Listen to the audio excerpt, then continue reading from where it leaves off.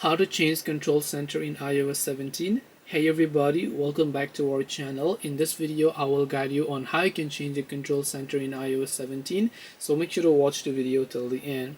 Now if your control center looks somewhat like this and then you want to change the layout, there are some toggles that you don't use, there are some toggles that you want to get to the top. How can you do that?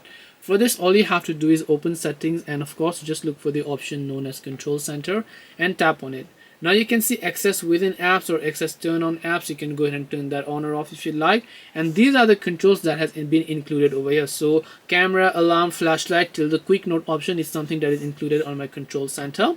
If I want to remove either of these, let's say I don't use my music recognition at all, I can tap the minus icon next to music recognition. And if there is something that I want to add from here, which is under the more controls, which could be, let's say I want calculator, I can tap on calculator and calculator will get added at the end of this. But let's just say that I want to get it to a little bit above section here. I can do that as well, and calculator will be moved to the top depending upon wherever. However, you might want this type of features, you should be able to add them successfully.